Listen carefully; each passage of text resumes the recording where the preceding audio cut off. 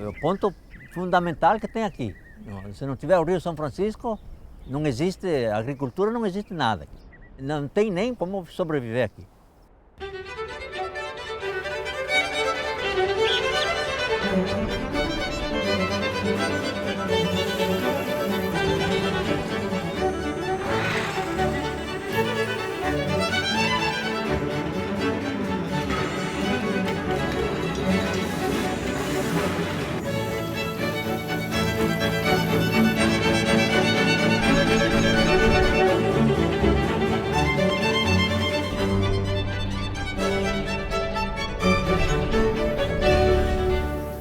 Não, aí não existiria nada porque dependemos exatamente da água para irrigação.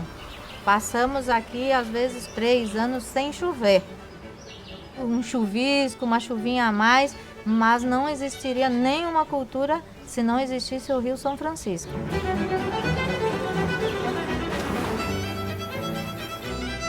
A gente escolhe a data que quiser colher a uva. O que determina isso é a poda da pareira. E lá no sul é uma única safra, uma única colheita. Então a diferença maior que tem é essa. Como que aqui o clima está sempre quente, e a gente pode fornecer água à planta e a temperatura, então a gente pode fazer a planta produzir quando quiser.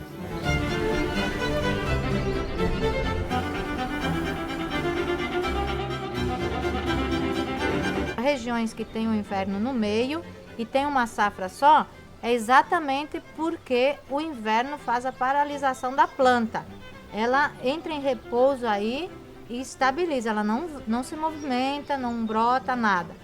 Quando encerra o inverno, que começa o verão, começa a aquecer, aí ela brota. Por isso que só tem uma safra no ano nas outras regiões. Aí como não tem o inverno aqui, ela não tem parada. Aí você pode dar a época que quiser, de janeiro a dezembro, se quiser, a opção é sua, a época que você vai escolher.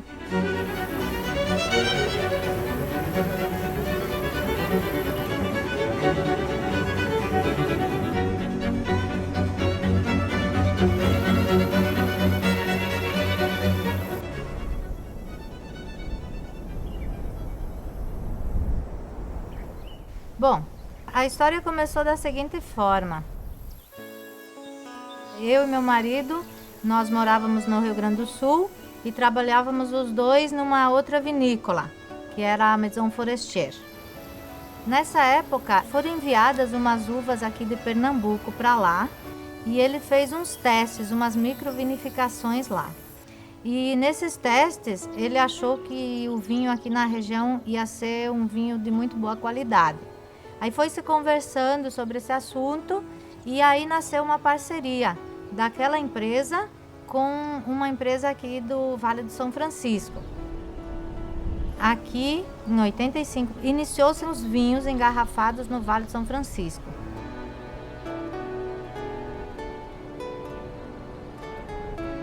Aí eu permaneci aqui porque eu gostei muito, desde quando eu cheguei, sempre gostei do lugar aqui, do clima, do lugar, tudo. E aí eu permaneci aqui até hoje.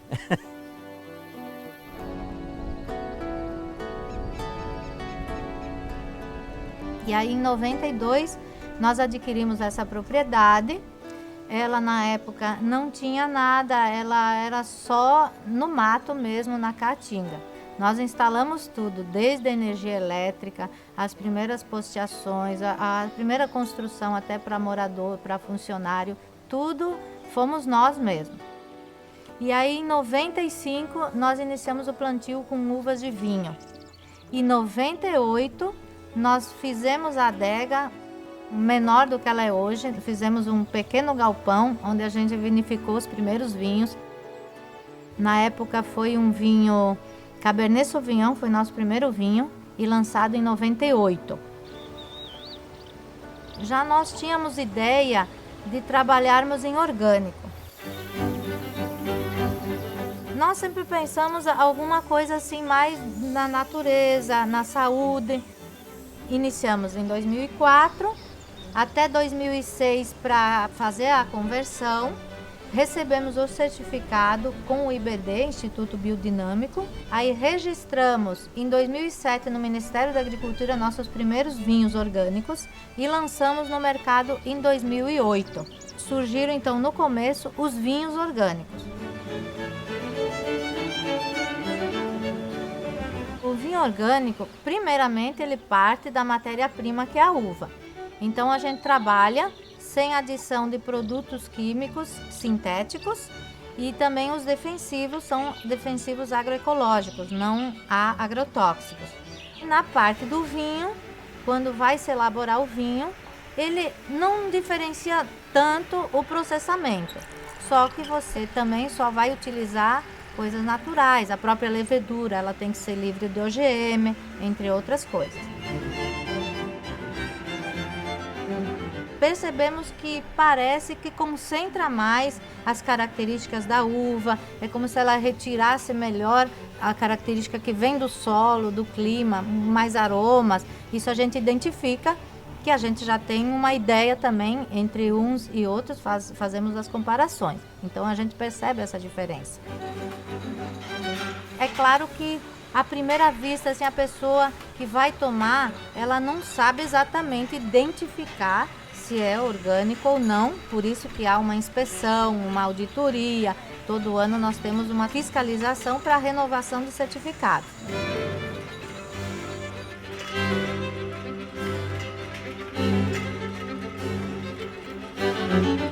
O enólogo tem que acompanhar essas coisas aí, tem que saber o momento certo de fazer um trasfego, uma refrigeração, tem que manter todo esses trabalhos de uva em dias, né, para cuidar do vinho.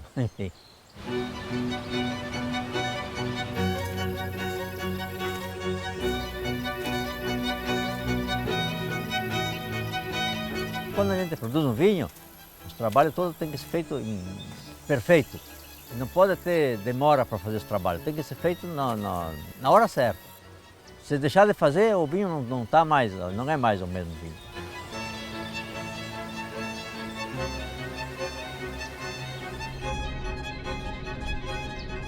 Dentro de Pernambuco mesmo, ou da própria propriedade, existe uma variação de solos. Nós temos próximo do rio um tipo de solo, que é mais aluvião, em determinadas partes é mais arenoso, em outro mais pedregoso.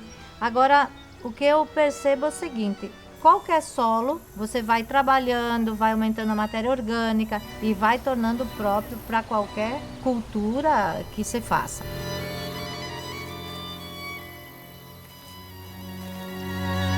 A gente coleta amostras de uva para saber o teor de açúcar e acidez total, para ter um equilíbrio entre o açúcar e a acidez. Aí a gente coleta na metade dos cachos, assim, os grãos, em zigue-zague na área, para ter uma representatividade da amostra que a gente está colhendo. E depois, aí a gente coleta essa amostra, de umas 100 gramas, 200 gramas, depende disso, que seja suficiente para fazer essas determinações de açúcar e acidez total.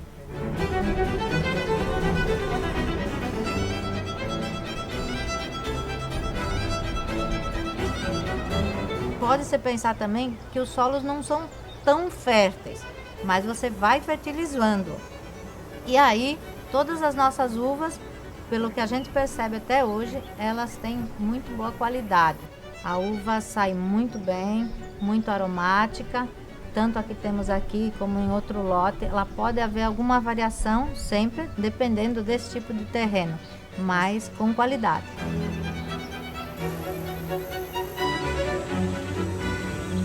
Foram feitos muitos testes e até hoje a gente continua fazendo testes. Tem que estar sempre em constante fazendo testes para ter novas variedades.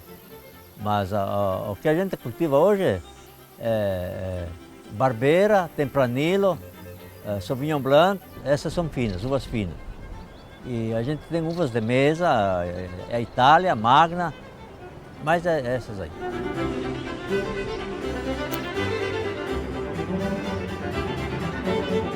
Logo que a gente chegou aqui, a Embrapa fez testes com mais de 30 variedades. E ficaram as variedades que mais se adaptaram em termos de produção e qualidade. E a gente observou Barbeira, Tempranillo, tanto quanto também tem a Cabernet Sauvignon, Petit Syrah e algumas outras variedades. E a Barbeira nós gostamos também do vinho, a qualidade do vinho. Então a nossa opção aqui, inclusive acho que no Nordeste e talvez até em outras regiões não se observe a variedade Barbeira mesmo. E nós optamos por ela.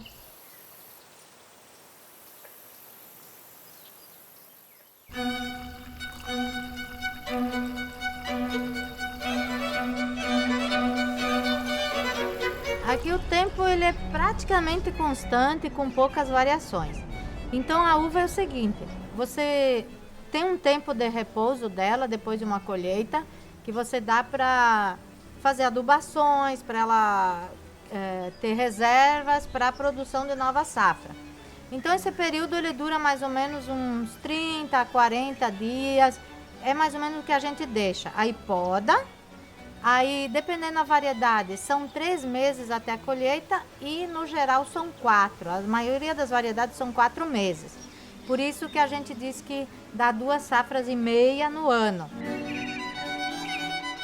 Como não tem inverno, a tendência dela é uma hora rebrotar, porque você vai ter que segurar a água, você tem que controlar a água para não brotar. Então não tem jeito, você tem que dar só um tempo de repouso e continuar, porque ela não para o trabalho dela. Você só segura ela segurando a água.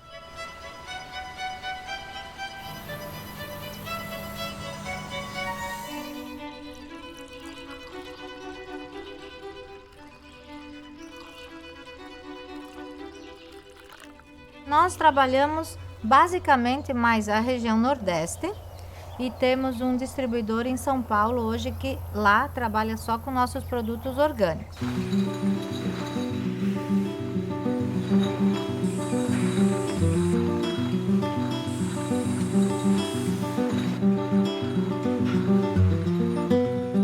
Nós não tivemos interesse até agora em exportação. Eu prefiro, primeiramente, trabalhar o mercado interno. Acho até que por merecimento de ter um produto orgânico dentro do próprio Brasil.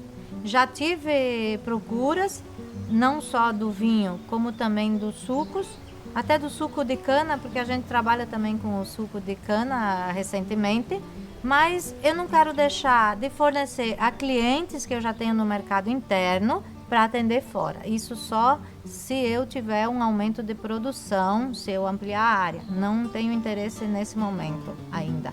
Bom, tem grandes possibilidades. Já tem bastante mercado, mas daria para ampliar mais? Os grandes supermercados, eles querem ter mais renda para eles. Vinho importado oferece para eles mais dinheiro, mais prazo para pagar também. E aqui o brasileiro não tem essa condição de vender um vinho para receber daqui de 2 anos ou sei lá, 1 ano. Não tem condições. O que o cara aqui tem que fazer é receber o dinheiro logo para poder trabalhar de novo. E o estrangeiro já tem incentivos que pode comercializar o vinho deles a longo prazo. Porque eles lá têm incentivos que recebem o dinheiro logo. Mas quem compra o vinho aqui vai pagar só depois de um prazo muito longo. Então, os mercados nacionais aqui só vai pagar depois que vendeu o vinho e já usou o dinheiro 3, 4 vezes. Então, a dificuldade é essa aí.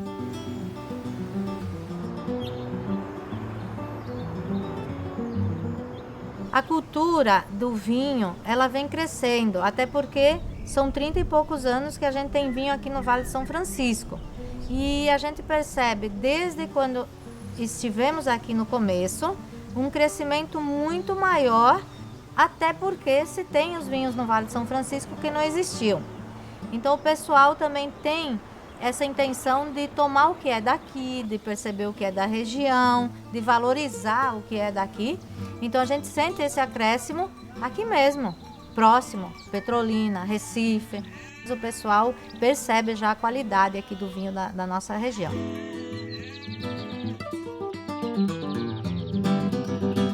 Em termos dos orgânicos, também a tendência está sendo sempre de um acréscimo na procura de produtos saudáveis, não só dos vinhos, como do suco, ou frutas, hortaliças no geral, isso tem crescido bastante.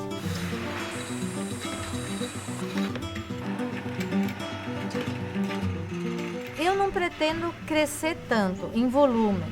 O meu pensamento é estabilizar, não ter uma grande empresa. Uma empresa de pequeno porte, mas que eu consiga atender o que eu tenho hoje e talvez um acréscimo a mais. Mas garantindo a qualidade, sem perder a qualidade, só pensando nisso. Eu não penso tanto no aumento da produção. A gente sempre tenta melhorar a qualidade dos nossos produtos mais.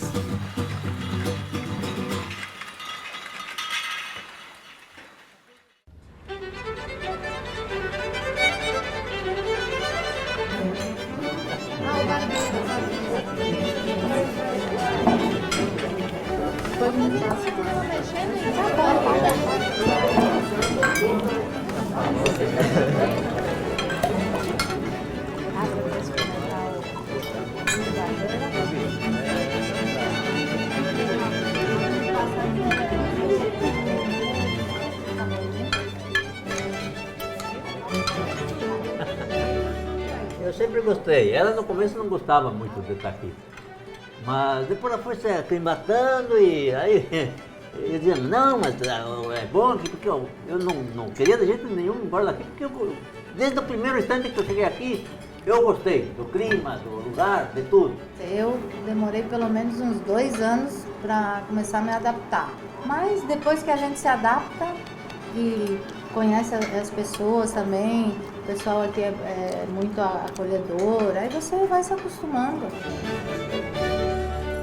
Aqui, além do meu marido, meu filho, a namorada dele, que inclusive já estão até com um anel de compromisso de 1 ano. Aí, na sequência, o sogro dele e a sogra. Minha esposa é da Bahia, conheci em Aracaju. Aí lá casamos, conheci ela com 15 dias, a gente deu certo e casou. Uma expectativa que a gente tem é que ele vai continuar a fazer pelo menos isso aí. Pela dificuldade que tem, ele às vezes diz, mas é muito difícil isso aí e tal, mas ele não disse que não vou querer fazer isso aí. Eu acho que ele vai querer, sim. Bom, a adega já está firmada aí. Meus pais construíram essa empresa e eu pretendo continuar, né? Porque já está tudo construído, já facilita para mim se eu quiser continuar. O futuro da Bianchetti vai depender também da continuação da geração. Isso eu penso que o meu filho deverá continuar. Poderá ser que ele não tenha interesse, mas eu espero que continue, porque foi um sonho que a gente teve, está realizando. Tivemos muitas dificuldades, ainda não estamos bem estabilizados e continuamos tentando crescer. A gente espera que ele continue, vai depender dele. Eu não posso obrigá-lo a querer continuar, só espero que ele continue. Antigamente eu imaginava ser engenheiro, porque eu gosto dessas coisas de construção e matemática também, eu adoro. Mas olha, se ele quiser, já tem também a universidade aqui de enologia. É um IFE Sertão, já colocaram enologia. Na época que nós fizemos, eu e ele, não tinha a universidade, era nível médio. E hoje já tem a faculdade aqui, então está mais adiantado. Se ele quiser, já está mais adiantado para ele. Tem que ficar perto. Eu é que fui sair, minha mãe não me perdoa nunca. Tem que ver Filha única, onde que é melhor, né? Filha única e distante a mais de 4.000 quilômetros, minha mãe me condena. Bom, quando eu acabar o ensino geral, a faculdade e tudo, eu acho que eu vou montar uma família aí com a minha namorada. Já completamos 1 ano de namoro nesse São João.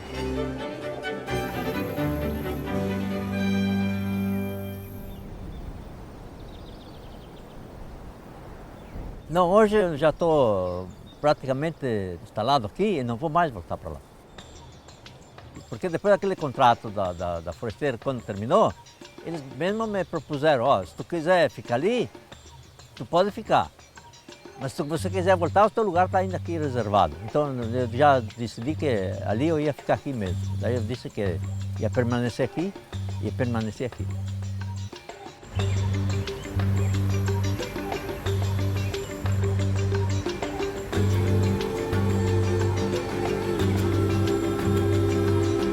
É diferente desde a vegetação, a cultura, o clima, tudo é diferente.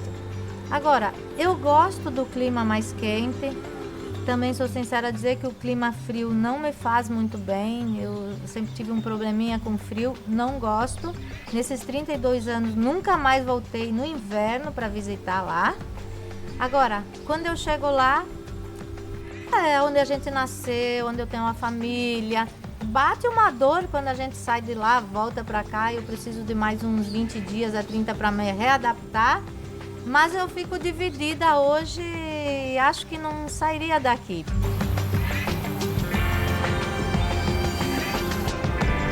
Não posso dizer nunca, a gente não diz nunca, não sabe o que ocorre amanhã, depois da manhã. Mas a intenção nesse momento não seria voltar, não.